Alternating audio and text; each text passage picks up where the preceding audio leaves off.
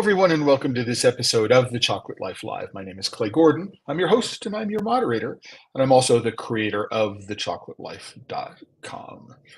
Today, I'm making an announcement. I've been hinting at it for a little while, but I'll go into a little more depth and more detail about what that's going to be over the course of the hour. But before we dive in, what I want to remind everybody is you can go into the live chat on YouTube, or you can go into the comments on LinkedIn and Facebook and ask a question, leave a comment, let me know where in the world you're tuning into. And what I will do is I'll get your shout out up on screen, try to answer your questions over the course of the hour, and just to to ask you to be a part of the conversation today. Because that's part of what the Chocolate Life Live is all about. It's a chance to give the people who are watching the ability to participate, ask questions, make comments, and be a part of the conversations that we're having here. Having said all that, I think what I want to do is, after I remind everybody that this episode of the Chocolate Life Live, like all episodes, are sponsored by the members of the Chocolate Life. So if you're not a member of the Chocolate Life, head on over there. Here is what the current homepage of the Chocolate Life looks like. And I'm currently logged in. You can see where it says account up here. If you click on, if you're not logged in, it'll say join, and you can choose a membership level to join. Now, one of the perks of being a member is that there are members only newsletters, and you can see content that is listed for members only because it will have this little badge here in the lower left-hand corner. If you're not logged in and you're not a member, you're not going to be able to see what it is that's going on there. It's free members as well as premium members. So just ask to support the work that we're doing here. And of course, if you're watching on YouTube, like the video, subscribe to the channel, throw in a comment. Let me know what's going on in the comments in YouTube, and we can very, very much grow the channel. You may or may not notice I'm wearing a new set of headphones. I believe that everything is okay for when it comes to the fact that audio is working here. But if you're having a challenge listening to me, let me know, and I will see what I can do to correct it. So the sound may be a little different. It's noise canceling. They are noise canceling headphones, and so my awareness of the ambient environment is very, very different. It feels very different for me to be a part of this live stream because I don't have the stuff that's going on around me as something that I can pay attention to. So back to the Chocolate Life.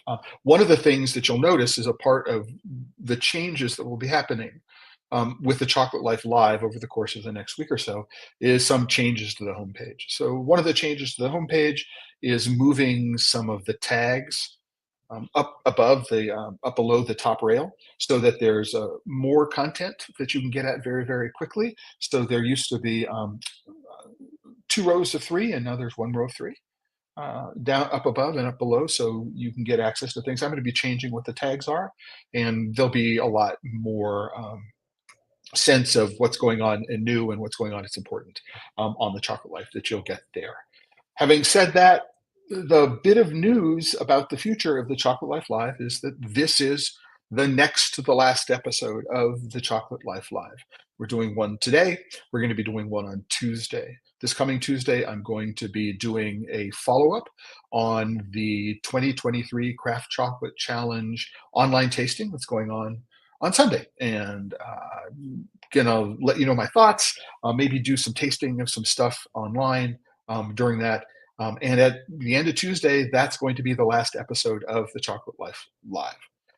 There is, however, something that's going to be replacing it. And the thing that's going to be replacing it is a similar kind of series. It's going to be same Tuesday and Friday schedule, but I'm going to be calling it Pod Save Chocolate. So there's going to be a little philosophical difference, and I think there's going to be a little bit of difference in terms of the tone. I mean, if I go back to the history of what is done over the course of the last 2 years. I mean, and on Friday, November 17th, which is when the first episode of Pod Save Chocolate will air, is almost exactly the 2-year anniversary of the Chocolate Life Live. If we go to this post, and you can see this post is here in the top rail on the Chocolate Life. It's been there for a while. If you go here and go all the way down to the bottom, what you'll do is you'll see that the first episode that I ever did was on November 19th, 2021, and it was an interview with Arcelia Gallardo of Mission Chocolate in Brazil. And what I tried to do over the course of the first episodes was focusing on interviews with people. And Because of scheduling and other conflicts, it's been much more difficult to be able to get interviews with every single episode.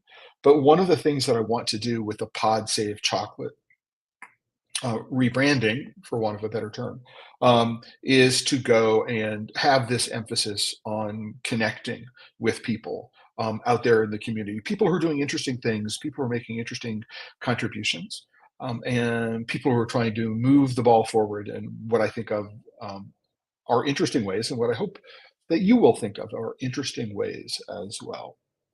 And so that's where Pod Save Chocolate is going to go. My first guest is going to be a colleague and friend by the name of Brigitte Racine. Brigitte is an author. She has a book called The Jaguar and the Cacao Tree. I've known her for, I want to say, since 2016 or thereabouts, maybe longer than that in terms of the correspondence that we've been doing.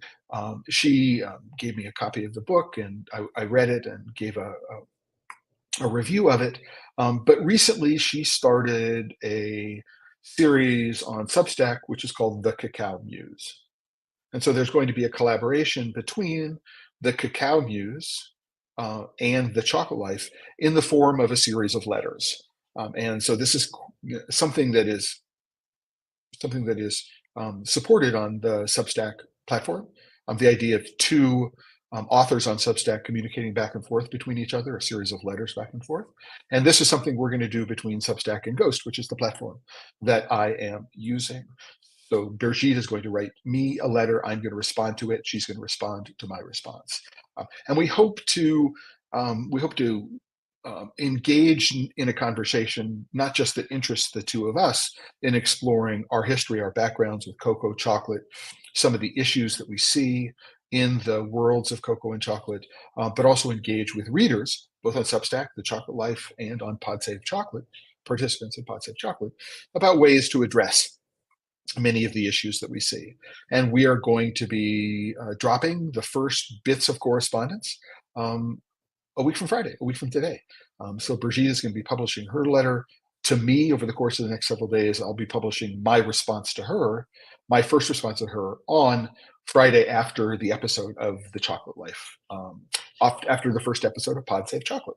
So I'm really, really excited for the way this interaction can grow, and the way I hope that what it will do is it will engage you, who are the participants in Pod Save Chocolate, The Chocolate Life Live, members of The Chocolate Life, in new and interesting ways, and generate engagement in ways that you will find beneficial, that cause you to think, that cause you to question assumptions, that perhaps motivate you in ways to be able to seek to become a part of the movement to make substantive changes, to reduce the systemic inequity in the worlds of cocoa and chocolate. So that is certainly our hope in all of those things. And over the course of the next week or two, what you'll be doing is you'll be seeing subtle changes to the way the Chocolate Life presents itself. So there'll be a change. Whoops, let's go all the way to the top. There'll be a change in the top navigation.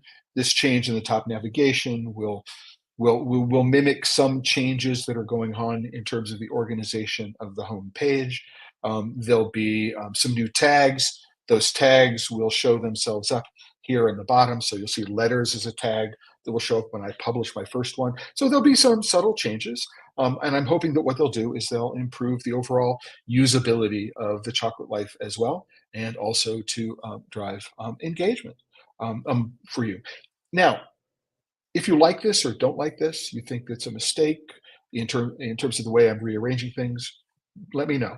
If you remember The Chocolate Life, you can go into the comments on any page of The Chocolate Life. So if we were to go to the archive, what we can do is we can see that there's a comment box down here, member discussion. So you can throw something in there as well and let me know what it is that you like or don't like about that. One of the things that I'm also thrilled of about the rebranding with, the rebranding to Pod Save Chocolate is that for the opening intro that plays in front, What I did is I just took a set of um, musical pieces that are part of iMovie, and so there's the background noise, and there's some music, and there's some ambient birds and things like that. What I did is I assembled something from those pieces for Pod Save Chocolate. What I've done is I've commissioned a young musician, 13, 14, I think, um, to um, to to compose an original score, which is going to be used for the opening.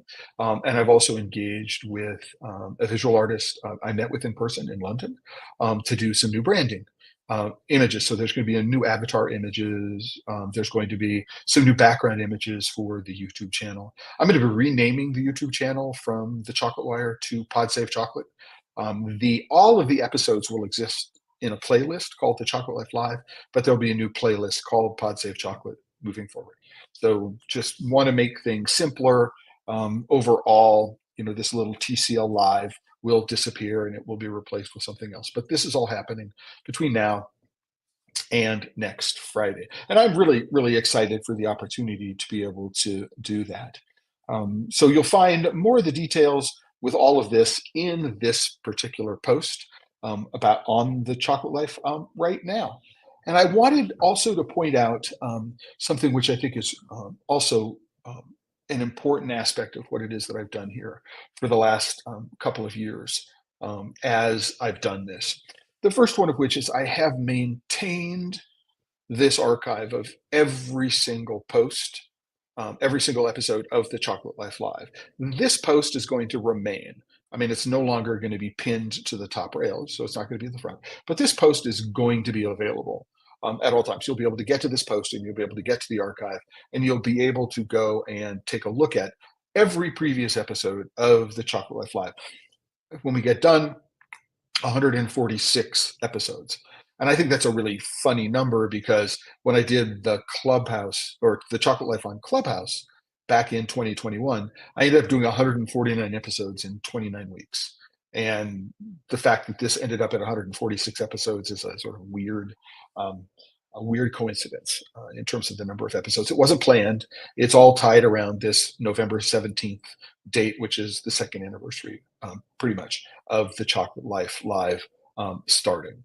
But what I want to point out, if I may, is a couple of things.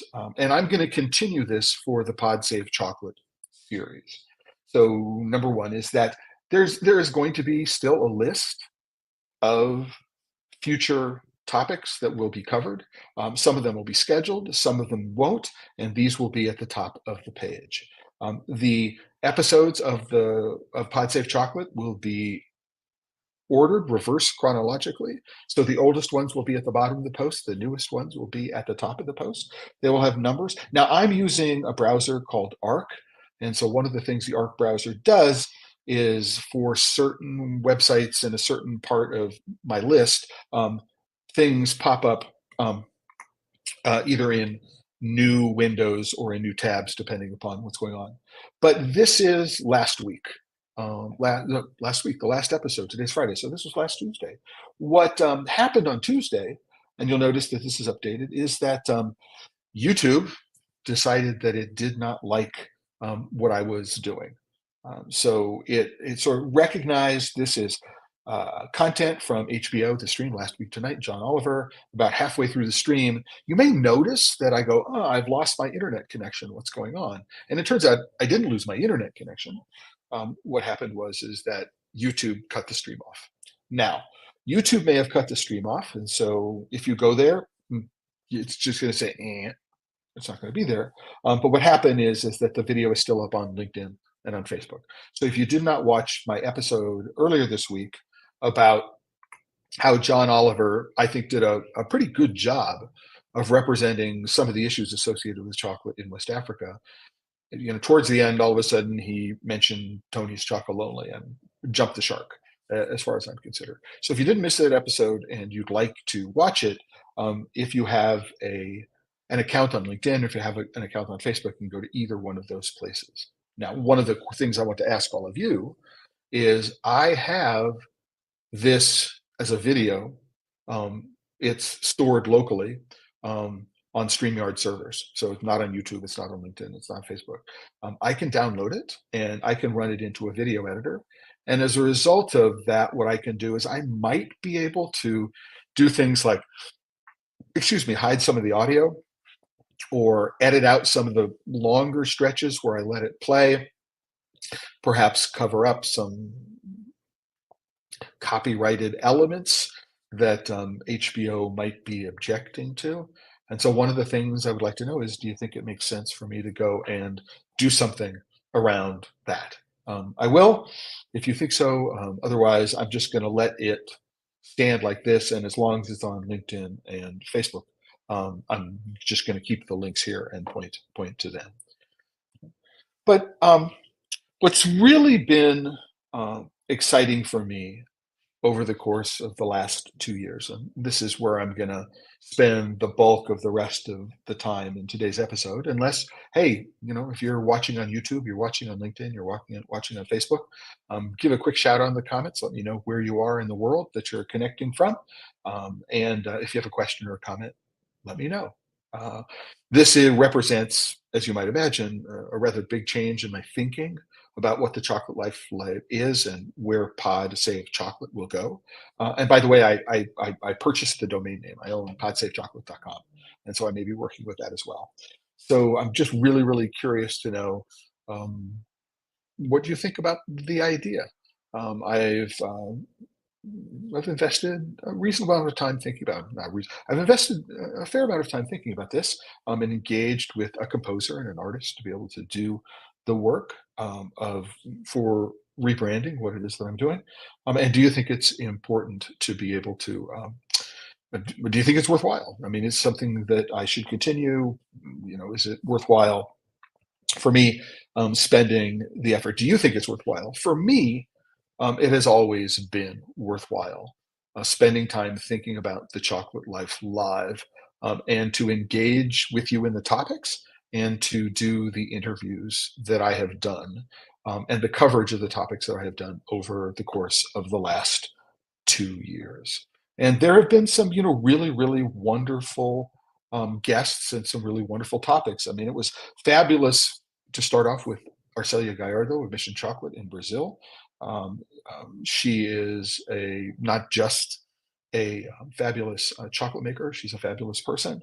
And I had the opportunity to first meet with her when she was still associated with Dandelion in San Francisco. And every time I've been to Sao Paulo, Ilhéus, when I've traveled to Brazil, I have an opportunity to spend some time with her and her family. And it's been, one of the great goodnesses of the chocolate life over the last 20 years is the people I've met and the friendships that I've made and the continuing and long-term friendships that I've made. It's been really, really, really, really valuable to me. I mean, Christopher Curtin is somebody that I met.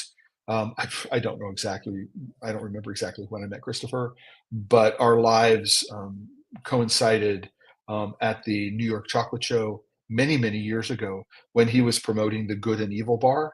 So he worked with Anthony Bourdain and Eric Ripert to do this chocolate bar made with beans from the Marañón River Valley in Peru. And that's where I got a chance to meet Christopher for the first time. And we've remained good friends from from that time forward. So it's been almost a decade now, maybe actually at least a decade now.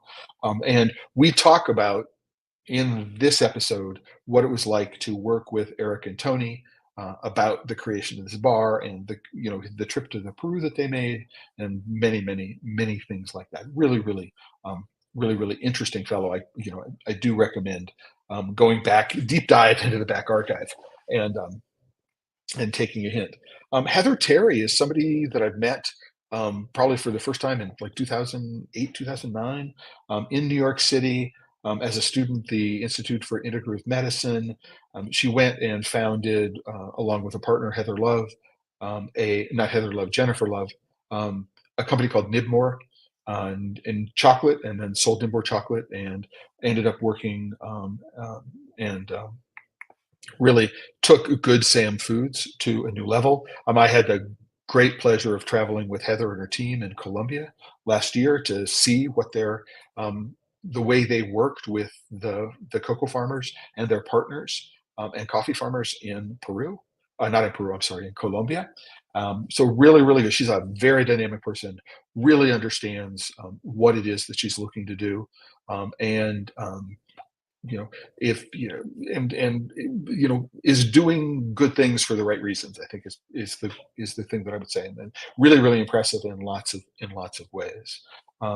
For people who haven't had a chance, or may not know my history, and I'm not going to go through all 146 episodes at this level of detail, but I just wanted to give you a quick idea about some of the people that have been a part of the history of the Chocolate Life Live and what it is that I want to do going forward with Pod Safe Chocolate. So Lars is somebody that I met working with Ingeman in Nicaragua. His family owned Ingeman Cacao in Nicaragua. They were the largest honey producer in Central America at the time. And I worked with them on the branding of Ingeman, um, as well as setting up a boot camp. So people would come to Nicaragua, spend a week visiting farmers and learning all about the science of cacao fermentation. Because a colleague that I met there, Zoe Papalexandratu, is an expert in cocoa fermentation, and she did all the work in terms of how do you take one genetic variety of cocoa and produce 7 different flavor profiles from it. So really, really interesting opportunity. One of the things that Lars had an opportunity to do was to work on a project to understand about how climate change is going to affect where both cocoa and coffee are grown in Nicaragua. And out of that work, they developed a project called Agroclimatica. It's not the only one of its type in the world. But what they can do is, through an understanding of what the soil is like, through an understanding of you know overall climate and then short-term weather changes, what they can do is they can increase yields by helping farmers make better choices about when do they apply agricultural chemicals, for example. And that's just one. So if you're going to apply an agricultural chemical, a fertilizer or a pesticide, and it needs to be in place, for example, for 2 weeks, before it gets wet, before it gets rained on, or you water and you apply it, and then 3 days later it rains, you basically wasted a lot of time and a lot of money in misapplying these chemicals, and you end up applying more than you absolutely need. And so one of the things that projects like Agroclimatica do, is they find ways to increase productivity and to reduce production costs.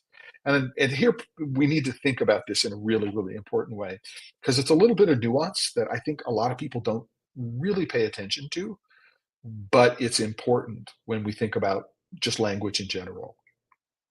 And there's a difference between productivity and production. The word productivity, the word production, and what those words mean when we talk about cocoa and chocolate. So a lot of people say, well, if the production of a hectare of cocoa is 600 kilograms, then if what we can do is we can get the farmer to produce 800 kilos, so they could improve the production by a third, right? Then the farmer's going to earn more money, and that's all a good thing. What happens is that at some point you get to a level of production where the increase in supply causes the price to go down. And what can happen is, if you're not careful, is the price can go down enough so that you're working harder to produce more and make less. We want to avoid that at all costs. But I think that productivity has a much more profound and useful um, meaning that we can use in this context. It's one thing that we talked about. It came up on a number of occasions at the International Cocoa and Chocolate Forum in London a couple of weeks ago, which is to think about productivity, which is how can we produce the same amount, right, on less land with less labor, right? Right. So we want to think about productivity, right, in that context, rather than how do we just grow the amount of production. So, for example, if a farmer is producing 600 kilos per hectare, but is requiring X number of dollars per year in terms of agricultural inputs, and require X number of hours per week or per month, and it's taking perhaps a full hectare of land, If what we can do is increase productivity to say we can produce that same 600 kilos, but we can do it on 2/3 of a hectare, then maybe what we can do is, well, number one, first thing we've done is there's less walking that the farmer has to do. There are probably going to be fewer trees, and so the labor associated with pruning and other forms of maintenance is going to go down. And then there's going to be less pressure to expand into new land. And we can use the 1/3 of a hectare, which is no longer being used for cocoa production. What we can do is we can use it for other economic revenue generating opportunities. Um, More complete and complex agroforestry systems. If we can get a number of farmers together who are side by side, perhaps coordinate what they're doing with biological corridors, which would contribute to animals being able to make it from one part of the forest to another part of the forest. I mean, there are lots of really interesting things that we can conceive if what we're doing is we think about productivity and not production. And I think that speaking with Lars about this and what they're doing in terms of how understanding how the weather has an impact on these activities, I think was one of the places where I started thinking about this in depth. And although I may not have done a Chocolate Life Live episode of it, I know that I wrote about my efforts for International Confectionery Magazine about the work being done on the Hacienda Victoria in the Guayas region, west of Guayaquil, when I was there in Ecuador. I mean, they're taking Nacional genetics, using high intensity open sun farming techniques. They're growing 2,000 kilos per hectare, which is about 3 times what you normally get out of Nacional using conventional agricultural techniques. So what this says is we can produce the same amount in a fraction of the land with less labor, with less water, and with fewer agricultural inputs, which I think is one of the things that you can do when you think about productivity. And one of the things they're doing on Victoria, which is also really important, is that they, in addition to reducing the amount of water required, in addition to be able to reducing the amount of labor required, in addition to reducing the amount of agricultural inputs that are required, so pesticides, fertilizers, and things like that. What they're also doing is they're improving the organic matter composition of the soil. So going from a very, very highly degraded, less than 1% organic matter in the soil to now more than 5% over the course of a couple of years. And really, really important when we think about not just regenerative agriculture, but what I think of as the future of these projects is restorative agriculture. So restorative agriculture is a concept that I've been talking about for a little while. And it's how do we use smart farming techniques to be able to actually restore degraded farmlands? Can we take lands that have been converted from forest into pasture lands and have been incredibly heavily degraded? How do we go about converting them using various agroforestry and agropecuarial? So agroforestry is only plants. Agropecuarial is when you mix plants and animals. How can we use these techniques in order to be able to restore, right, the land? It will improve carbon capture, it will improve productivity, it will improve the health of the forest. And if we can improve productivity, produce more on less land, or produce the same amount on less land, okay, then what we can do is we can take this restored land and return it to a form that will contribute to a much healthier biosphere. Just and I think it's important to distinguish it from regenerative. Right? I think there are important philosophical nuances there to focus on. But working with Lars and talking about agroclimatica and talking about what it is that agroclimatica and similar kinds of projects are trying to do around the world, and not just in cocoa, but these techniques can be applied to many other crops as well. So how do we, by increasing productivity, I think represents a lot of the future of where cocoa production can go. And so I would, there is, so 146 episodes. That means there's probably close to nearly 200 hours of video talking about a very, very wide range of topics. One of my favorites series of topics that I've covered here was around the notion, and I don't, you listen, hey, can I find it very quickly? Um, so one of the things I talked about, this is not the post that I'm looking for, is well, we'll go here. One of the more popular episodes. If you could make just one change in cocoa and chocolate, what would that be? Right? It's just a really, really fascinating episode for me. But and for I think for the people who watched it as well, and it does have one of the higher view counts that's going on. It's from this past summer, from early June. But I think what's interesting for me here is bringing out topics like that we don't often think about. So, for example, one post that I've done is around the notion of estimating the amount of waste that there is in the cocoa supply chain, and what does that look like, and how do we take that into account when we think about um, making systemic changes in the cocoa supply chain.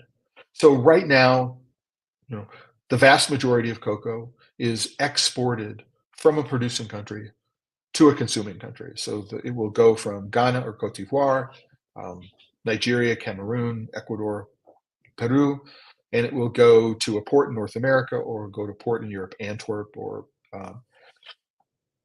in Belgium, and Amsterdam, in the Netherlands, where the conversion of the cocoa beans into derivative products in chocolate. So derivative products are liquor, butter, and powder and nibs. Right? So that's where the processing is done. So what happens when you do that? Lots of things happen. The first one of which is it sets up this unfortunate downward spiral. So the exporting country is exporting an agricultural commodity. And one of the things that you do when you export an agricultural commodity is you export the nutritional value of the soil and some water, right? And you have to do something to replace that nutritional value. And unfortunately, what happens is that the burden of replacing is left on for the most part, on the individual smallholder farmer, unless there's an estate holder involved. It's left on the individual smallholder farmer, and there's often really not enough money in the system. The farmer's not paid well enough when they sell their cocoa on in order to be able to afford all of the agricultural inputs. And this puts them at immediate disadvantage. I mean, in some places, it's like buying from the company store. It's another day older and deeper in debt, which is what happens, unfortunately, in many, many places. Um, and then what they end up doing is they end up importing either the derivatives or the finished product. So they'll export the beans and they'll import liquor, butter, powder, or a finished chocolate product. And so they end up paying at both ends. And in order to be able to deal with this notion um, of, of poverty, and that's one of the things that we need to address. But we also need to think about it in terms of where do we want to increase the added value. So there's a lot of discussion around adding value in producing countries, right? And unfortunately, I think that most of the emphasis on adding value has been in processing. So into intermediate forms, into derivatives, and then still exporting derivatives. There is a value to that, and one of which is there is some capture of additional value in the producing country, but none of that gets to the farmer. Right? It's the person who owns the factory, the company that owns the factory. They're not compensating the farmer. So we need to be very, very careful when we talk about capturing value in a producing country, where that value, to whom that value inures, where does it go, who benefits from it? And unfortunately, usually it's not the farmer. 99, more than 90% of the time, it's not the farmer. And I was having a conversation with a gentleman by the name of Lauren Stoddard. Lauren worked just this morning. Lauren worked at USAID and was responsible for overseeing the funding of U.S. aid money into Peru that led to, among other things, the Salón del Chocolate. And we were talking about the specific elements of what it is that they were intending to do. And one of the things that made the work in Peru really stand out is that there was a focus not on exporting European style chocolate, right? Right, but on creating local producers who could convert beans into products that could be sold on the local market, and that some of those products might actually be able to compete in terms of quality with imported brands. And so what you want to do is you don't want to export your beans to Switzerland, only have to buy them back as a finished bar of chocolate from Lindt. That makes no sense, right? What you want to be able to do is you want to be able to give people who perhaps have left Peru and come back an alternative to going to their local store and buying Lindt. People provide a local product which competes at some level in terms of quality, um, you, in terms of, oh, pride, this was made by a farmer down the street whom I know. Right? And that was really, really important aspect of what it is um, um, that Lauren and his team understood as they were putting together the framework of investment. Now, number one, 5,000 hectares of organic CCN 51, which is most people go, ick, CCN 51, ick, not good. But it turns out that the cocoa economy of Peru as we know it today, the cocoa economy of Ecuador as we know it today, doesn't really exist without CCN 51. It is really, really important that that variety was planted in the quantities it was, where it was, when it was, in order for those economies, the cocoa economies, to grow as they have. But we were talking about a particular brand that Lauren mentioned called Orquídea. I've been to the factory outside Tarapoto, which is in the San Martin province, sort of in the central north of Peru. Uh, and it was transformational, right? And out of that Orquídea success grew, among other Peruvian companies, Cacao Suyo, which is probably the most highly awarded chocolate maker in Peru. And they do export quite a bit, but they've also been very, very successful in selling into the local market. And if we want to change what's going on in a sort of right on a large scale, we need to do similar kinds of things in producing countries in Africa and elsewhere. There is no culture of cocoa and chocolate consumption really in Nigeria, for example, or Cote d'Ivoire, or Ghana. And if there is a preference for imported brands. So Cadbury, Nestle, Mars, right, Mondelez, Lindt. There's a preference for those. And if there is going to be a real increase in value add in producing countries, it is to get them to increase consumption. And so I think the model that was put into place in Peru around the Salón del Cacao y Chocolate is a very, very strong model to go and look forward to. And what has all this got to do with waste? Well, it turns out that if all I do is count the cocoa beans themselves in a 40-foot container, roughly 20 tons, 25 tons of cocoa, about 5 tons of just the cocoa content is in fact waste. It's shells, right? And it's water. So 6 to 7% water, right? We got the shell. So, I ship this 25 tons of cocoa, 5 tons of waste. It gets to Antwerp, it gets to Rotterdam, it gets to Amsterdam. And I need to figure out what to do with 5 tons of shell when I get to more or less 5 tons of shell.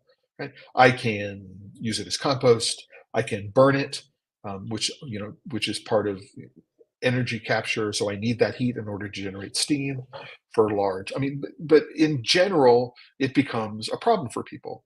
So one of the reasons, right, to think about doing more derivative production in a producing country is if I ship nibs, if I ship liquor, if I ship butter, if I ship powder, I'm shipping less waste, just generally. Now, if I think about the way beans are in a container, right, what I need to do is I need to think about, well, the beans are in bags.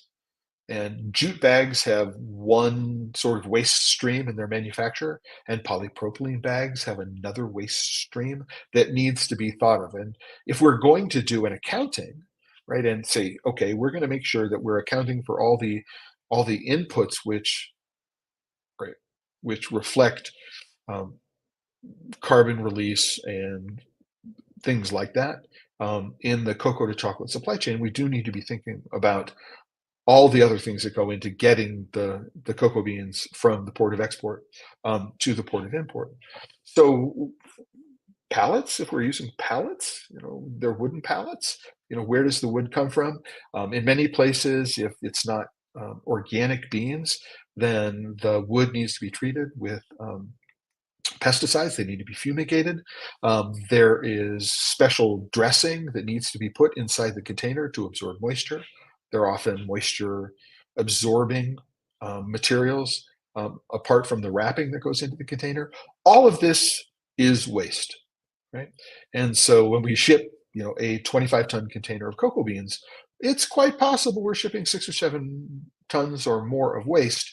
And many of the things that we've got in there are also generating their own waste streams. And so it's really it's part of a larger calculus that we need to take into account when we think about addressing the systemic changes that we want to make in the supply chain. And a thing like this, just one change, is a place where I begin to have some of these discussions. For me, really, really important ones, and I hope really, really important ones for you.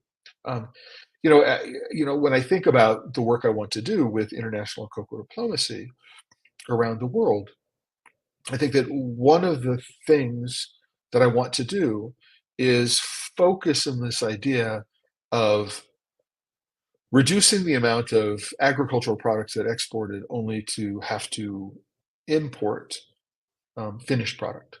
Right? So how do we, again, based on the Peru model, how do we go about building local pride in the cocoa that is produced, or local pride that is in the chocolate produced, and how do we go and get people to start to prefer a locally produced product as opposed to one which is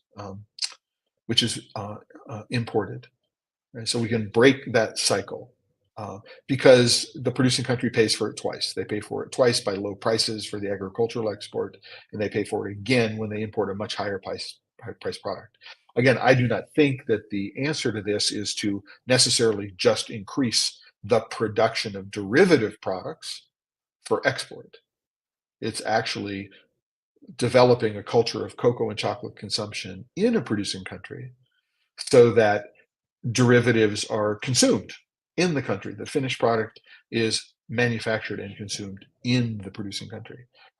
If one of these big companies, Mars, Mondelez, Lindt, wanted to build a factory in Africa, right, where they did all of that production of finished products in Africa, um, that would be a better thing.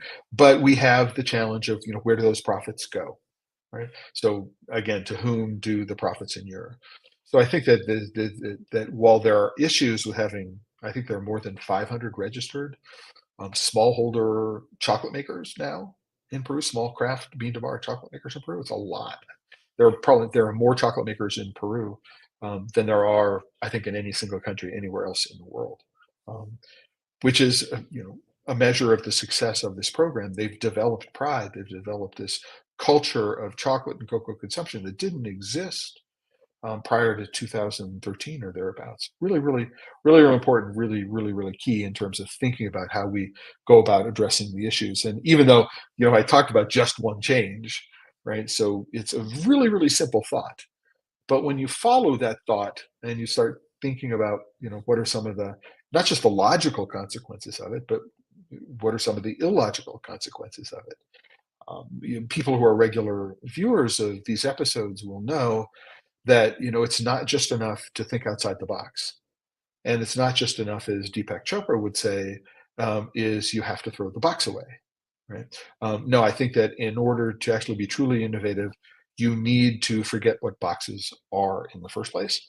And it's like, okay, let's not throw away ideas that on the surface appear to be illogical. Why would we want to do those?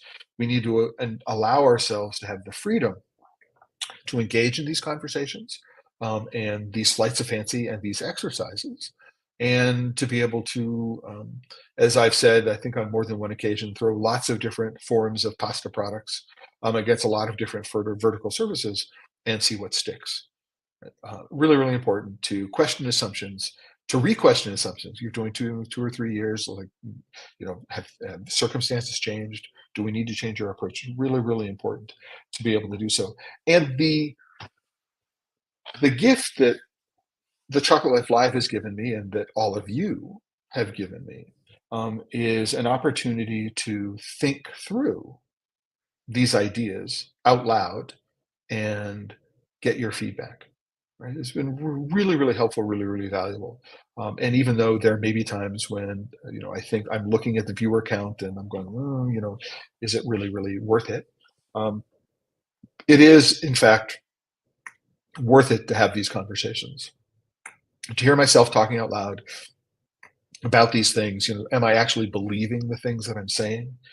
Can I find bits of logic that don't make sense when I think about them out loud and hear myself saying them as opposed to just reading them on paper? Really important to think about. Here's an idea that shows up. So, for example, here we have an episode of the Chocolate Life Live, which is just one change, when the next episode is about barriers to change. And so we take the ideas that were brought up in one episode and we explore a consequence from them in another episode. And that can be found, um, as I go back and forth between where is my cursor. Um, so I've done a bunch of different episodes um, around the notion of deconstruction, and the first one of them was uh, it's been a while since I've done this. So episode 39. So this is way back in May of 2022, around the notion of deconstructing the transparency port.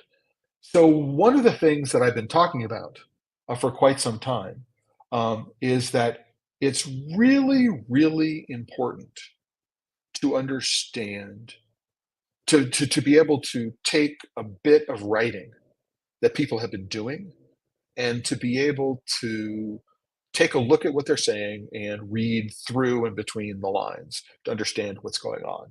And so I took a series of transparency reports. One of them would have been Tony's Chocolate Lonely.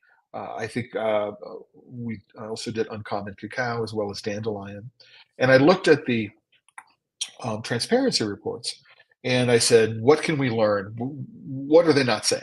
And I think one of the most important exercises that can be done is to take a look, for example, at the 2018 report and then look at the 2019 report and see how they change. Are they being less communicative or less forthcoming, or more communicating and more forthcoming? Can we find simple arithmetic mistakes in the figures? I mean, surprisingly, they often fall through, despite how much you know um, proofreading is done. I mean, it's really quite interesting. And so, one of the episodes that I think I personally have, pairs of episodes that I'm personally happiest about, is this one about deconstructing transparency reports, and then the next week, right, constructing transparency reports. So, what is it that we want to be able to do? What is it that I, as an observer of this industry, want to see in a transparency report, and what would make them more usable to people? And for example, would it be possible to develop a supply chain tool, a quote unquote traceability or tracking tool, which could generate transparency reports, or at least a portion of transparency reports, um, more or less in real time? I would know, as a trader in cocoa or a buyer of cocoa, exactly how much it cost and where it went and who was doing what. And I could get that report on a daily or weekly basis rather than having to wait 3 months, 6 months, or longer after the end of the fiscal year in order for the transparency report to be published, which is mostly about how do we take the numbers and spin them. I say mostly. It's not always the case. But when I look at, especially big companies looking at greenwashing and woke washing, you look at their transparency reports, and it's obvious they're trying to take something and spin it.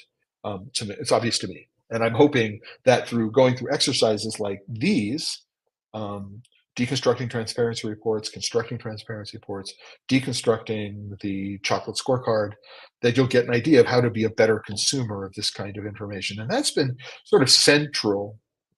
It's a theme that has developed over the course of the last couple of years to become central to what it is that I'm doing. How do you take this information and read it and go, huh, do I like the sources? Do I think they've done a good job of, you know, presenting their primary sources? Can I trust what it is that they're saying? Or, you know, by reading closely, can I go, here are some things that they're not saying that are red flags? So really, really important. And so, you know, if I had to pick a top 10, and this is something that I will do between now and the end of the year, and send it out in the member newsletter, right? So sign up for the member newsletter, go to the Chocolate Life right now. Go, if you're not already joined, hit the join button, become at least a free member. What I will do is in the December newsletter, I will put together a list of what I think are the top 10 episodes of the Chocolate Life Live, and you'll get that in the letter, and you can have some watching material over the holiday weekend. So as we come to a close, I want to do a couple of quick things. One of the things I want to say hello to Elmer Pineda. So hello, Elmer. You are connecting from Honduras today, as I recall. So it's great to have you back in the room. Thanks for letting me know that you're watching today. No matter where you are in the world, if you're watching this, YouTube, LinkedIn, or Facebook, give me a shout out. Go into the comments. Let me know where in the world you're connecting from. So here we have Candy's chocolate. One use for cocoa shells is in landscape mulch. However, you must keep dogs away as it is toxic to them. You know, the answer is absolutely yes. Mulch, cacao shell is often sold as mulch. Um, and it's really weird if you get a fresh bag of shells and you put a layer down as mulch and it rains, it will often grow this weird forest of fungus. It's really quite remarkable. Yeah, even if you have a bit of dew that condenses on the layer, you can wake up in the morning and all of a sudden your front yard or your backyard has converted into this fairyland of fungus. It's quite beautiful. At the same time, it's also scary because there's this, you know, you wonder if there's been some sort of alien attack overnight because of the way things look. But it also turns out that you're absolutely right, Candy. When you do that, it turns out that the shells concentrate the theobromine, which is the chemical in chocolate, which is harmful to dogs. So the shells actually are higher in theobromine than the chocolate is. And so if you're going to use it as a mulch, you do need to be careful about keeping dogs away from it and consuming it. I'm not exactly sure why they consume it, but they might be drawn to it, especially if it gets wet. It's like an amazing chocolate smell. What I would do is I would, rather than using just as a mulching layer, and this is how I used it when I was making my own chocolate and I ended up having a bunch of seeds, I mixed it into potting soil. So we were doing other forms of composting. And I would take some dirt and some compost material, and I would mix in the shells and use it that way. I only spread it loose once over my vegetable patch in the front yard when I did this. But incorporating into a potting mix is a really, really good thing to do. And what I would suggest that people do if they have small amounts of shells, right? Or you can go to your local garden center, get a bag of it, right? And you could add it to a perlite potting mix or some other potting mix that you want to make. Add it to a compost pile to provide some light density material, right? That would keep it from becoming muddy and dense. I mean, it's another great way to think about using cocoa shells. When in a landscape and a garden activity, but absolutely, you know, I'm told that one of the things that happened, one of the clues that people used to understand that Hershey's was no longer transforming cocoa beans is that they used to give the cocoa shell to local golf courses, and the golf courses would use it as mulch. And people would remark about the smell of chocolate on the golf course from the shells, and then all of a sudden that smell wasn't there anymore, and people were going, "Oh, I'm missing something. I'm not entirely sure what it is," but it was one of the clues that twigged people to the fact that Hershey was no longer manufacturing chocolate from cocoa beans. Oh, Elmer says you're in Virginia now. I'll be in DC and Maryland doing some tastings. If in the area, come on by and drop a chance to taste Choc and Chat. Elmer, if I was on the East Coast, I definitely would. I'm in Arizona at the moment, and I'm gonna be staying in Arizona for the holidays. I'm going to be visiting my sister down in Phoenix, not my daughter in Pittsburgh. So for the next couple of weeks or so, I'm going to be here in the West Coast. Don't know how long your trip is, but definitely I would love. So here's an offer that I will make. While you're here in the United States, let me know if you want to do this. Ship me some chocolate. And what we will do is we will do an episode of Pod Save Chocolate about the work that you are doing in Honduras, and we can do a live chocolate tasting on air. So if that's something you're interested in doing, contact me on The Chocolate Life. You can email me, tclinfo@thechocolateLife.com, or just, hey, you, bud, or Clay at thechocolateLife, whatever.com, whatever. Just send me an email. I'll send you my shipping address. And then what we'll do is we'll do this episode, and maybe we can do it before Christmas, if that would work for you. Would love to do that. I want to engage with a lot more chocolate makers who are doing some interesting work. So let me know if you want to do that. Totally thumbs up. Candy and Ted Cole. Hey, Candy, love to hear from you as always. Sort of surprised that you're not participating in the chocolate tasting this weekend. I thought you might have done it, but hope that you and Ted are doing well. Yeah, no. Anyway, so I'm going in there. So again, when people think about going to the garden store and buying something that is advertised as mulch, there's a general thinking that, oh, mulch is somehow different from potting soil, right? And they can't be mixed. And I think that's certainly true for some sorts of mulch. So if you're doing a bark mulch, especially one that's been stained, I probably don't want it as something that I might use to root seedlings or to grow herbs in. But there's nothing. Well, I would be careful.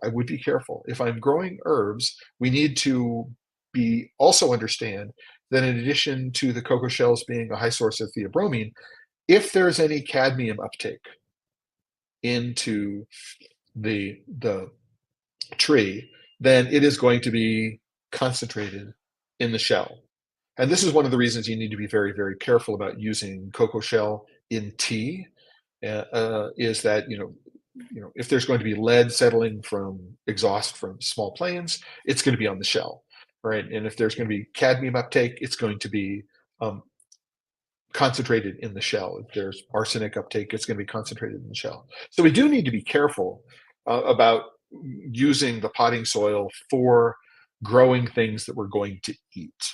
Now, I do want to talk about this, so let's get there. So I want to point this out. I'll put a link to this in today's episode, on the post for today's episode. But this came up. This is not from a source I normally would have expected. I'm a big fan of Ars Technica. I've been reading them for a decade or more. If you want really quick science and technology stories and understanding, this is a great website, and probably one of the better ones. I think it's it's the one that I go back to. But this article about the Consumers Reports recent redux, on heavy metals and chocolate is just really, really, really, really, really, really good.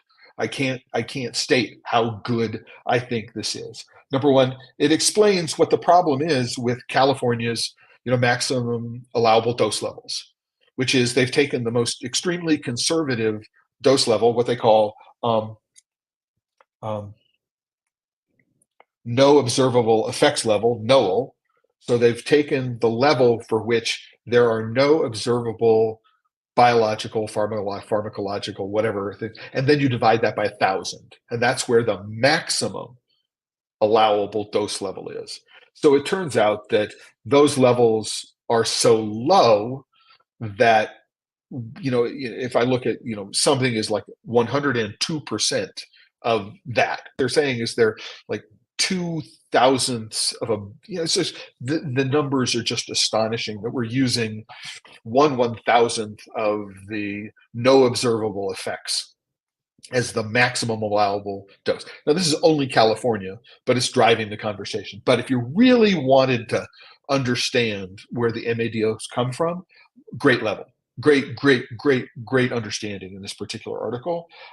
They also talk about cadmium levels, and I think really importantly, is they bring in a medical toxicologist and talk about this. I am less interested in this emergency medicine professor at Georgetown University because a single serving of any of these products would be very unlikely to cause adverse health effects. Right. Even if I'm at 200% of 1,000th, I'm still, at 1/500th of the no observable effect level. 1/50th. It's still, you could consume large quantities on a regular basis and there would be no observable effects. This is what we should take away from these. They also talk about it's not what's in the chocolate, it's what remains, what is metabolized, it's what remains in your body. And so, what it says is that for cadmium, most ingested cadmium passes through the gastrointestinal tract largely without being absorbed. But they can also say that, right, if you want to decrease the rate of uptake of cadmium in what it is that you eat, right, you need to make sure you're taking in enough iron. And this is something that we've talked about in the past. Unless you are severely anemic, right, you get enough iron in your diet, then chances are you're not going to have any problem that the risk associated with the hazard of consuming cadmium drops through by another factor of at least 10 conservatively, right? So for example, if there are high cadmium levels in liver, there's also high iron levels in liver. And so you're actually consuming a substance which is going to reduce the potential toxicity of the cadmium. And the same thing is true of lead, right? So that if you are consuming anything with lead, make sure you don't have a calcium deficiency, because calcium will, I suppose, I don't know if chelate is the right term, but it will interfere with the absorption of lead in your diet. Just get enough calcium. So if I had to pick a single article which really goes through, I mean, right, and we are saying that the work that Keith Ayub, who's a member of the Chocolate Life, is a contributor to the Chocolate Life. We've done a number of articles on cadmium and heavy metals toxicity. That this is the single best article that I've read about this. Can't recommend it more. Right? If you're a chocolate maker or you're a confectioner and somebody comes to you and wants to know about chocolate and what the dangers are, have this article printed out and handy, right, and highlight the areas that you think are really, really important. Now, if you'd like, what I can do is I can PDF this. Maybe that's what I'll do. I'll PDF it, and what I'll do is I'll highlight it in Acrobat, what I think are the important points for people to remember, because I think that'll be really, really cool, and I will go do that. Got a couple more comments. So candy, it's a little late for the tasting boxes because the tasting happens this Sunday. But what I can do is I will make sure that you and Ted are notified. I mean, I send this out in the newsletter. I think you guys get the newsletter. One reason to get the newsletter if you don't get the newsletter. I've been advertising it for about 2 months now. But we bought just enough chocolate. So we have chocolate which comes from Scandinavia and Japan. So Fjorden, which I believe is Norwegian, and then Sweets Escalier is in Japan. And we bought just enough chocolate for the exercise on Sunday. There's none there. We don't have any more of that here in the United States, and neither of those brands are carried in the United States, so it would be difficult to get to. Although the other ones are in fact listed, and perhaps what we can do is we can find somebody who will put together the rest of the tasting box for you, even though we might not be able to get to the Fjorden and the Sweets Escalier. So finally from Elmer, you're on, happy to send bars your way. I would love to get your input. Many thanks. Hey, Elmer, my pleasure. So again, please send an email to clay@TheChocolateLife.com. Right? What I will do is I will send you my shipping address. And then when I get it, what we will do is we will schedule an episode of Pod Save Chocolate. Right? And we'll talk about the work that you're doing in Honduras. We'll talk about your chocolate, and we'll do it all live and on air, and give people a taste, pun intended, a taste of what it is that you're doing. And with that, we have, man, we've come to the end of the hour. We're actually over by 5 minutes, and this is the next to the last episode of the Chocolate Life Live. So we're going to do one more episode. It's going to be this coming Tuesday. We're going to be doing a follow-up on the 2023 Craft Chocolate Challenge online tasting. I'm hoping to get Dustin Cornett to join us for at least part of the hour to talk about it, because he's the organizer. And we'll also talk about the 2024 Craft Chocolate Challenge. So entries are open to the 2024 challenge right now. If you are a chocolate maker and you'd like to enter your bars, the entry is free. You can go to craftchocolatechallenge.com, chocolate without an E, craftchocolatechallenge.com, and you can enter your bars. They don't have to be here in the United States until sometime January, February sometime, but at least you can get your entry in and let us know what it is that you're sending. I'm going to be the head judge again this year. It was like a pleasure and a privilege and a lot of fun to be the head judge. I'm really looking forward to it. And I thank you all for participating in the last 2 years of my life. It's been a real pleasure, and I'm hoping that each and every one of you will join me for the next chapter in the Chocolate Life Live, which is Pod Save Chocolate, right? If you're not a member of the Chocolate Life, go there, right? Sign up for free. That way you'll get notifications at least once a month of key things that are going on in the member newsletter. If you're a premium subscriber, what you'll do is you'll get a notification every time there's a new post, which is up. So, every every episode of Pod Save Chocolate, you'll know what the topics are, stuff like that. So that's one of the benefits of being a member. And I'm hoping, right, to continue with the whole notion that if you're working with chocolate and you're not having fun, you're doing it wrong. I'm having fun. I hope you're having fun. And so until this coming Tuesday, everybody, ciao, have a great weekend. And I look forward to continuing the conversation going forward on Pod Save Chocolate.